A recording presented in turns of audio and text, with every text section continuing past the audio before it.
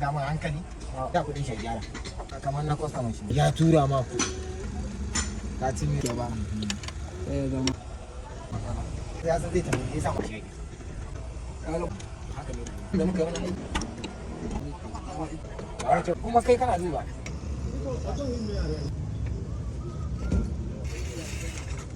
Allah tunda na sai je bayan